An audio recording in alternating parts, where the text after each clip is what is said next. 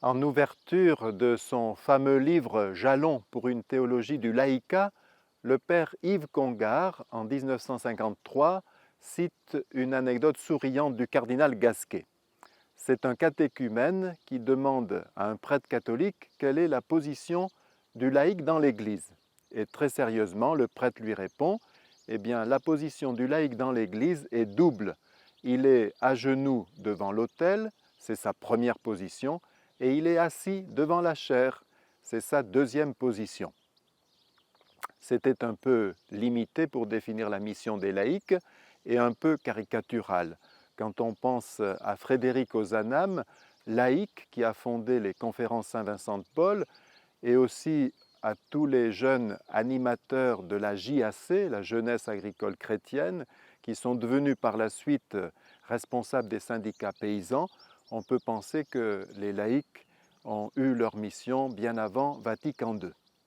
Mais parce qu'on parle de position, il est important de réfléchir aux différentes positions que nous sommes amenés à prendre pendant la liturgie. Est-ce que vous savez, par exemple, pourquoi à Cuba il n'y a ni siège, ni chaise, ni banc dans les églises?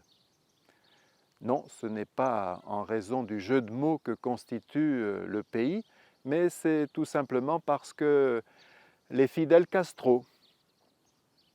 Ce n'était pas pour cela que dans le premier millénaire, il n'y avait pas de banc dans les églises, mais parce qu'on y faisait des déambulations, des processions, comme on le fait encore dans le rite byzantin au cours de la célébration.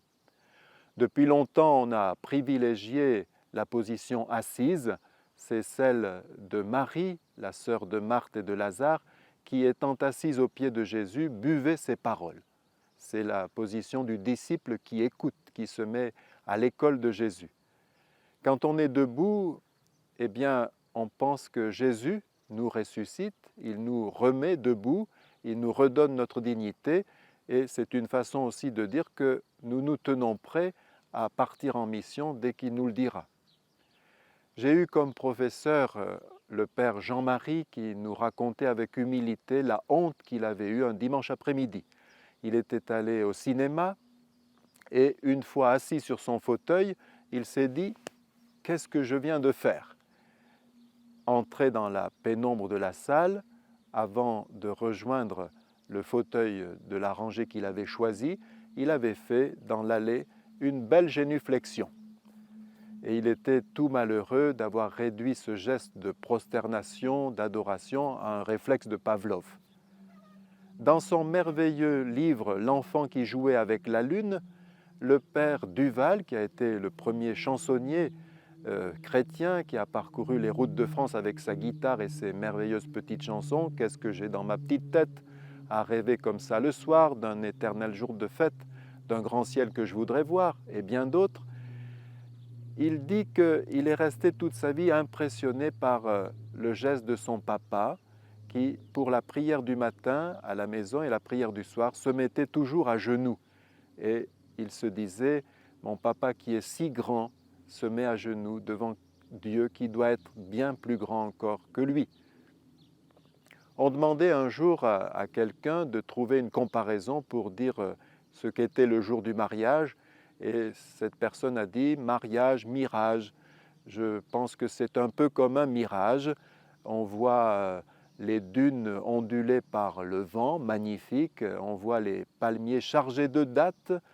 On voit le bleu azur de la petite étendue d'eau et du ciel. Et puis, dans les jours qui suivent, le mirage va se dissiper et il ne reste plus que le chameau. C'était une façon de nous rappeler que nous avons tous nos côtés chameaux. Mais justement, il y a une coïncidence qui nous aide à comprendre.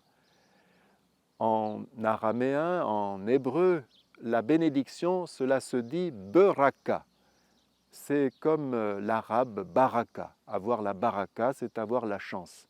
Or, nous utilisons le même mot pour le chameau. Faire baraquer un chameau, c'est le faire mettre à genoux.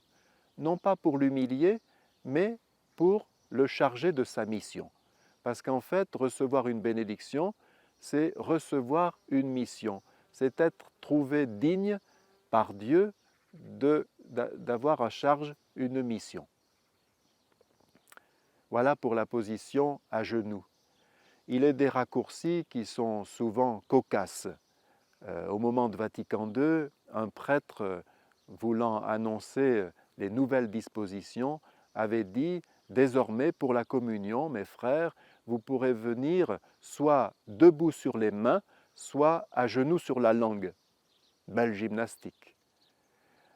À Monistrol, nous conservons aussi l'expression cocasse d'un prêtre dans une église bondée.